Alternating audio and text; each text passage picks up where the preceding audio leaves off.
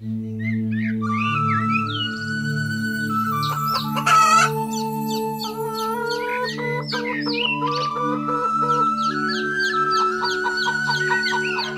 कुंजी, तू दाणा खात खात कुठे जातोयस? जास्ती दूर नाही जायचं हा. जर मी खाता खाता दूर गेलो तर त्यात काय बिघडलं? तुला तर मी दिसतोय ना. अरे नाही, तुम्हाला कसलाच धोका नाही आहे. आई नेहमी तुमच्यावर सगळीकडे लक्ष ठेवून असते. सारखा आईचा उपदेश ऐकून ऐकून कंटाळा आला आहे. स्वतंत्र राहताच येत नाही. जर आम्ही कुठल्या संकटात सापडलो तर आम्ही स्वतःचे रक्षण स्वतः करू शकतो. हा सगळा तुम्हा लोकांचा मूर्खपणा आहे. आपले शत्रू आपल्याला न्यायला तयार आहेत. एकदा तुम्ही मोठे झालात की तुम्हाला जिथे जायचंय तिथे जाऊन तुम्ही जे हवं ते खाऊ शकता. आज काहीही होऊन जाऊ देत, आम्हाला शेतात जाऊन खेळायचंच आहे. ते नाही चालणार मुलांनो, आमच्याशिवाय कुठेच नाही जायचं. आम्ही जाऊ, आम्ही तर जरूर जाऊ शेतावर. तुम्हाला यायची गरज नाहीये आई. थांबा मुलांनो, कुठेच नका जाऊ, थांबा.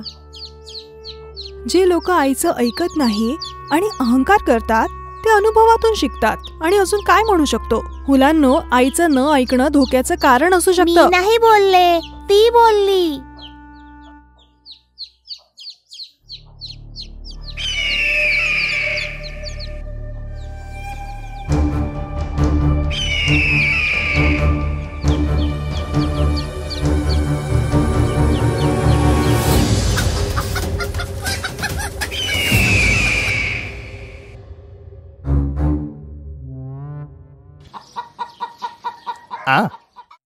मी तुला किती वेळा सांगितलं की काहीही झालं तरी तुला मुलांसोबतच थांबायला हवंय.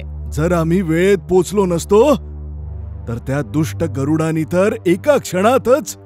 हे सगळं न ऐकण्याचं कारण आहे. यांना नेहमी असं वाटतं की यांची आई सतत यांच्या मागे असते आणि यांना त्रास देत असते. सगळे मुलं इकडे या. तुम्हाला हे कोणी सांगितलं की आई तुमची काळजी घेत असेल तर ती तुम्हाला त्रास देते? यांनी म्हटलं होतं. अरे मी नव्हतं म्हटलं काही, हाच बोलला होता ते. तुम्हाला आता कळलं की नाही, जेव्हा आई बाबा सोबत नसतात तेव्हा काय होतं? समजलं. आईचा अनादर होईल असं काहीच नाही करणार. मुलांनो, आज्ञा न पाळल्यामुळे गडबड होऊ शकते. म्हणूनच आई बाबांचं म्हणणं ऐकायलाच हवं.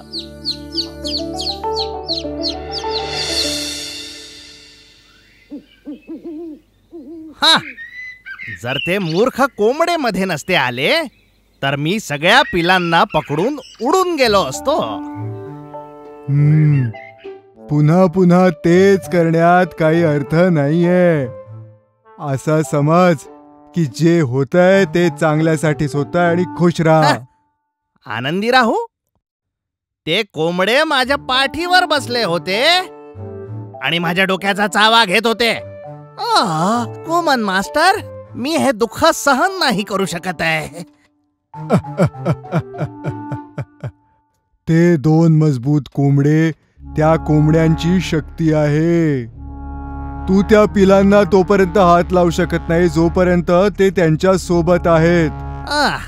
माझं फालतू नशीब. जर हे असंच चालत राहिलं तर मला उपाशी मरावं लागेल. तुझी इच्छा तेव्हाच पूर्ण होईल जेव्हा तू या दोन कोंबड्यांना एकमेकांसोबत भांडायला लावशील. मास्टर, कुठला असा उपाय आहे की ज्याने आपण त्यांचं आपसातच भांडण लावू? एक उपाय आहे. हा कोमन मास्टर तुला सगळं सांगेल.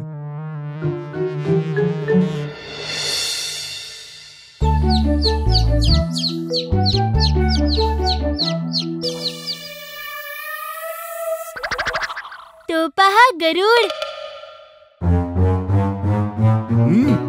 काल जे झालं त्याने तू संतुष्ट नाहीयेस का? मी संतुष्ट आहे. तुम्ही एका दिवसातच माझे डोळे उघडले. तुम्हा दोघांचे खूप खूप आभार. मी तुमचा मनापासून आभारी आहे. तुमच्यासाठी तर चांगलंच आहे. तसा तुम्हा दोघांमध्ये लीडर कोण आहे? लीडर? आम्हा लोकांमध्ये असं काहीच नाहीये. लोकांच्या मनात एक ना एक लीडर तरी नक्कीच असतो. एक असा लीडर जो शक्तिमान असेल. तुम्हा लोकांमध्ये ज्याच्याकडे पण सगळ्यात जास्त शक्ती असेल तोच तर लीडर असेल. आता मला सांगा, तुम्हा लोकांमध्ये सगळ्यात शक्तिमान कोण आहे?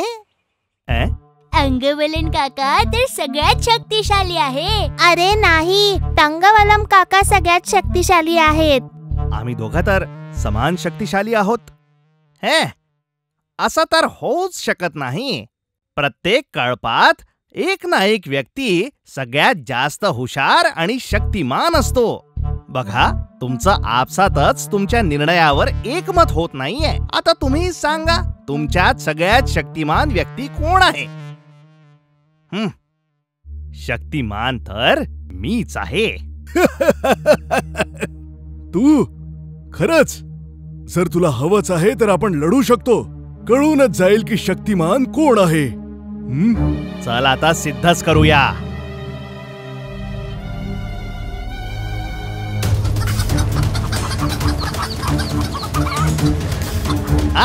मार त्याला. मार. तसाच अजून मार. अरे उडून मार. तसाच मार. मारत राहा. कोंबड्यांच्या मूर्खपणामुळे त्यांना गरुडाचा दुष्ट हेतू कळू शकला नाही.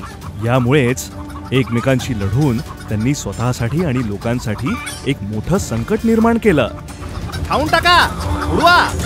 गळ्याचा चावा घे आणि फाडून टाक. खूप छान. पहिले तर मी या अर्धमेल्या अंगवलनला घेऊन जातो. हे सगळं करणं तर किती सोपं होतं. त्या कुमन मास्टरच्या युक्तीने तर कमालच केली.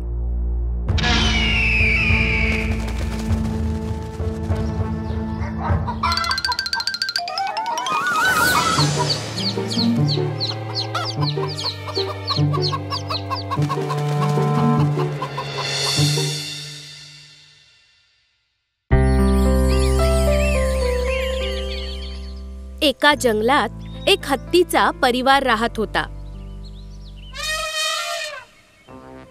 एक नर हत्ती, एक मादा हत्ती आणि त्यांची 2 मुलं पण होती. त्यांच्या हत्ती परिवारात त्यांचा सगळ्यात छोटा मुलगा खूप खोडकर होता.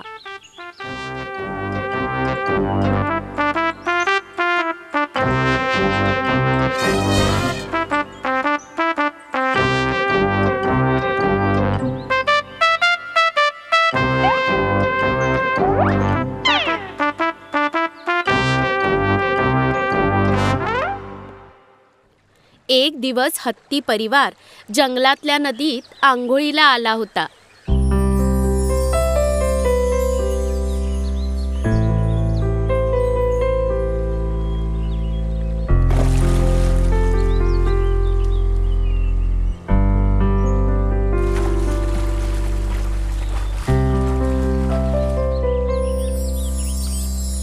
आंघोळ करताना हत्तीचं पिल्लू खूप खोड्या करू लागलं.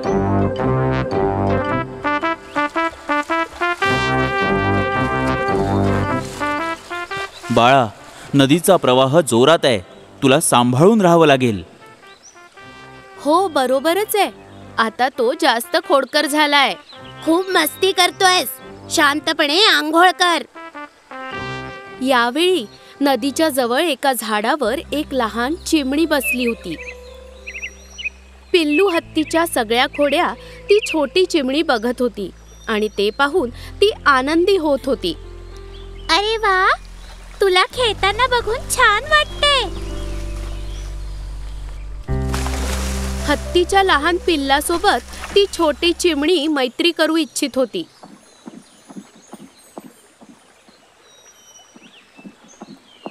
तुला खेळताना बघून छान वाटलं. तू खूप हुशार वाटतोयस. माझ्याशी मैत्री करशील? काय? तुझी हिम्मतच कशी झाली विचारायची? तुला माहिती आहे ना, मी हत्तीचं पिल्लू आहे.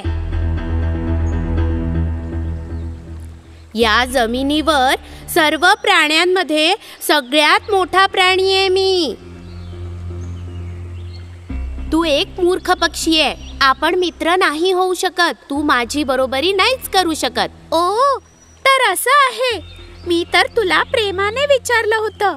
जर तुला वाईट वाटलं असेल तर क्षमा कर. हत्तीच्या छोट्या पिल्लासोबत ती मैत्री करू शकली नाही. बिचारी छोटी चिमणी निराश होऊन उडून गेली. गर्विष्ठ पिल्लू हत्ती त्याच्या खोड्या वाढत गेल्या आणि आंघोळ झाल्यावर ते जंगलात चालले गेले.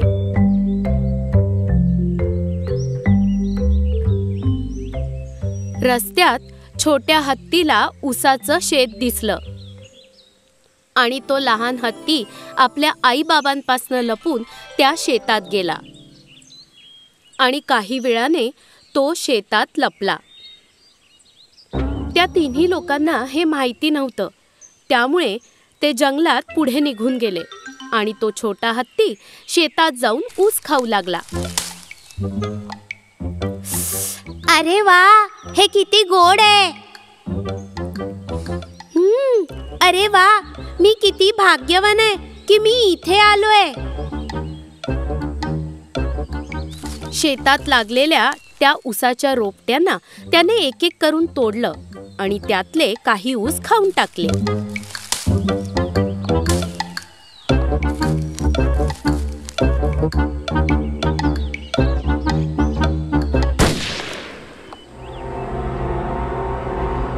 अरे बापरे, शिकारी. शिकाऱ्याला बघून छोटा हत्ती पळू लागला आणि आपल्या रस्त्यापासून भरकटला.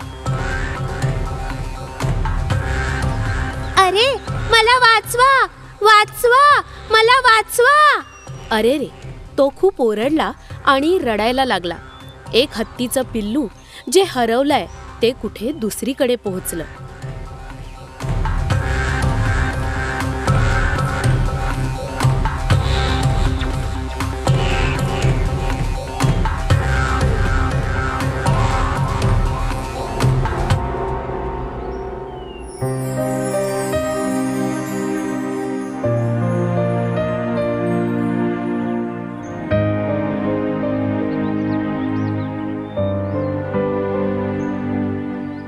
रस्ता मिळाला नाही म्हणून तो रडू लागला. अरे माझे आई बाबा, आता मी कुठे जाऊ? आई, आई. आणि तेव्हा त्यावेळी छोट्या चिमणीने त्या पिलाचा रडण्याचा आवाज ऐकला. मग ती उडून हत्तीच्या पिलाजवळ गेली आणि तिने पाहिलं की हत्तीचं पिल्लू तिथे रडत बसलेलं आहे. अरे छोट्या हत्ती, तुला काय झालं? तू का रडतो आहेस? मी रस्ता भटकलो आणि मला आई बाबांना भेटायचंय. तू इथे कशी आलीस? मी तुझ्या मागे येत होती. मला माहितीये तू थोडासा अहंकारी आहेस, पण या अहंकारामुळे आपण संकटात पडू शकतो. ओ, मला भीती वाटते. अरे घाबरू नको, मी तुला वाचवून घेईन. तू माझ्या सोबत चल, मी तुला तुझ्या आई बाबांकडे घेऊन जाईन. ती लहान चिमणी उडून त्या लहान हत्तीला रस्ता दाखवू लागली आणि तो हत्ती त्या चिमणीच्या मागे जाऊ लागला. आता ती छोटी चिमणी हत्तीच्या पिलाला त्याच्या परिवाराकडे घेऊन आली. बेटा, तू कुठे हरवला होतास? आई, मी रस्ता भटकलो होतो. या चिमणीने मला वाचवलं. लहान असो वा मोठा, आपण कोणाला कमी समजायचं नसतं. संकटात जो आपली मदत करेल तोच आपला खरा मित्र. हा माझा अहंकार आहे, त्यामुळे मी संकटात सापडलो. पण या चिमणीने मला वाचवलं. मी तुझे उपकार कधीच विसरू नाही शकणार. आपण नेहमी चांगले मित्र राहू. अहंकार धोकादायक आहे. प्रेम सर्वात मोठं असतं.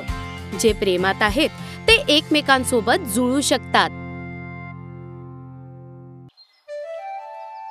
एक दिवस संध्याकाळी आमचे मित्र माकड चट्टू आणि चिमणी इथी एकत्र कोल्ह्याच्या लग्नाला जात होते. मित्रा, आपण तिथे पोचता पोचता कार्यक्रम संपून जाईल का? अगं इथी, तू एवढी उतावेळ का होतेस? असं नाहीये चट्टू. असं लक्षात आलं आहे की जवळच्या गावातून लांडग्याच्या लग्नाकरता खूप सारे फळं आणि कडधान्य मागवण्यात आले आहे. अच्छा, हे तर मला माहीतच नव्हतं. आणि ऐकलंय लांडोरताईचा नाच पण आहे. काय खरंच? असे कार्यक्रम तर किती सुंदर होत असतील. कोल्हे दादाने असं पण सांगितलं की कोकिळताईचा गाण्याचा कार्यक्रम सुद्धा होणार आहे. हे सगळं ऐकून तर मला राहावलंच नाही जात आहे. चल लवकर जाऊया. दोघं जेव्हा वेगाने पुढे जात होते तेव्हा चिमणी इत्तेला काहीतरी दिसलं. मित्रा मित्रा मित्रा, एकदा तिकडे तर बघ.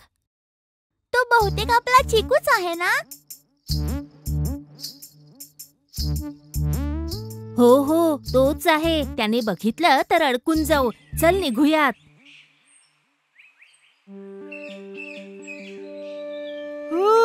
ती कुठे गेली असेल? एकदा बस माझ्या हातात येऊ दे, मग दाखवतो.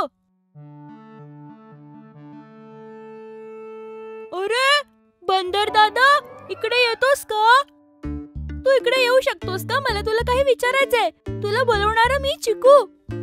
ओह, चिक्कूने पाहिलंच आपल्याला. आता आपण काय करायचं चट्टू? माहित नाही. चल जाऊन बघूया, नाहीतर तो आपल्याला इथून जाऊ नाही देणार. ते येतात. पण ती मुंगी गेली तरी कुठे? का बोलवलंस चिक्कू? हो, तुम्ही कुठेतरी जाताना दिसताय. कुठे जाताय बरं? आम्ही ते लांडग्याच्या लग्नाला चाललोय. अरे खरं का सांगितलंस? असं नाही चिकू, मी चुकीचं सांगितलं. आम्ही ते डॉक्टर बेडकाच्या लग्नाला जातोय. ओ, बहुतेक चिवताईला माहिती नाहीये मी किती बुद्धिमान आणि शक्तिशाली आहे ते. असं नाहीये चिकू, मी खरं बोलतेय. तुम्हाला अजून काही बोलायची गरज नाहीये. मी पण येतोय. चला जाऊया. असं कसं? पहिले आपल्या बाबांना विचारून तर ये. ते तर मी नंतर पण करू शकतो. चला जाऊया. आता तर मी जातोय, पण मी परत नक्की येईन. आल्यावर बघतो तुझ्याकडे, मग तुझी खेर नाही. अरे चिक्कू, कोणाशी बोलतोयस तू? ते का लहान मुंगीशी. मुंगी? त्या लहान मुंगीने तुझं काय बिघडवलंय रे? मी इथे उभं राहून फक्त येणाऱ्या जाणाऱ्यांवरती दगड फेकत होतो. तर तेव्हाच त्या मुंगीने मला जोरात चावलं आणि मला खूप राग आला. तर मग आता तू काय करणार आहेस? आता मला तिला शोधून खूप दूरवर फेकायचंय, पण ती मला घाबरून कुठेतरी लपलीये.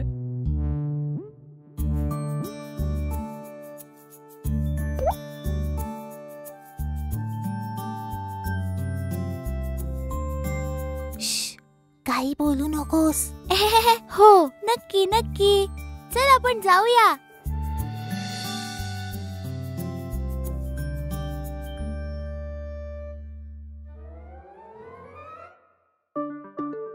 या लहान मुंगीने चट्टू माकड आणि इथे चिमणीला चिकू बरोबर जाताना पाहिलं. आता मी ठीक आहे.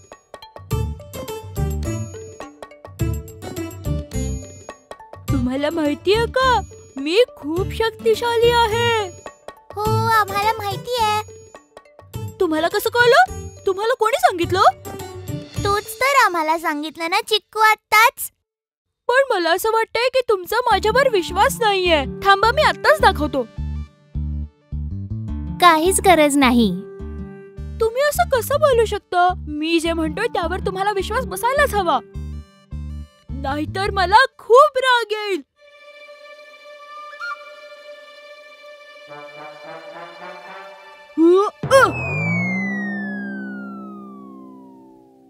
आता तरी माझी शक्ती बघितलीस का चिवताई? हो, पाहिलं. भयंकर आहे. अजून पण आहे. आता नंतर करूया चिक्कू. आपल्याला खूप उशीर झाला आहे चट्टू. आपण तिथे पोहोचेस्तोवर बहुतेक सगळं संपलेलं असेल. पुढल्या रस्त्याचा विचार करून घाबरायला होतं. ते का बरं? यावेळेस चित्ता भाऊ फिरत असतो इथे. त्याला फिरायची काय गरज? तो फक्त एका ठिकाणी बसू शकतो ना. चिक्कू, तू लहान आहेस, तुला याबद्दल माहित नाही. येऊ दे त्याला. मी तर त्याला माझी शक्ती दाखवीन.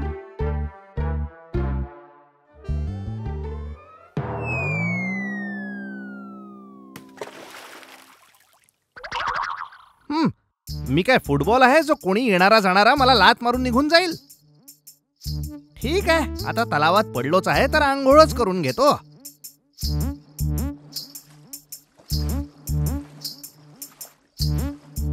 येऊ दे त्याला. ना मी कोणत्या उंदराला घाबरत ना बिबट्याला. त्यावेळी झाडामागून एक बिबट्या चिकू आणि त्याच्या मित्रांना बघत होता. आज तर मेजवानी दिसतेय. हत्तीचा मुलगा हाच आहे आजचा शिकार.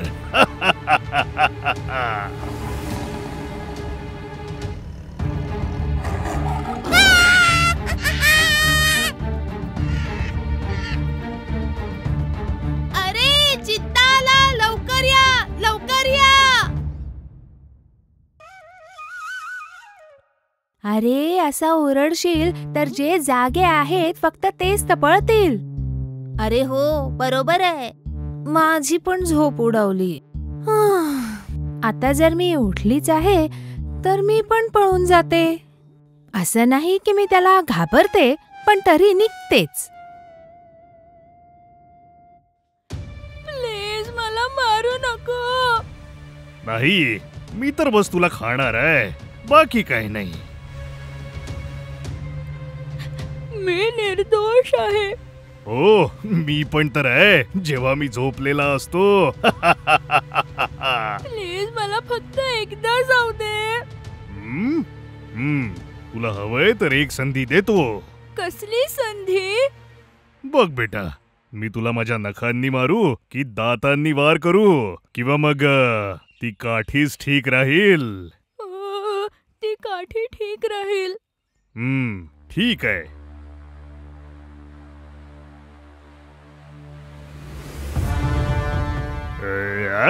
तू तुला तुझी भूक मिटवायला माझाच मुलगा मिळाला का? मला माहिती नव्हतं. आता कळलं ना?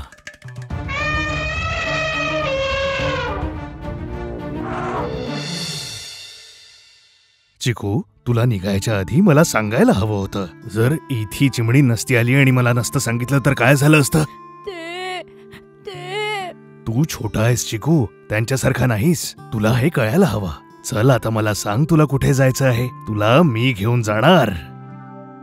मला माफ करा बाबा. ह्यानंतर तुम्हाला न सांगता मी कुठे नाही जाणार.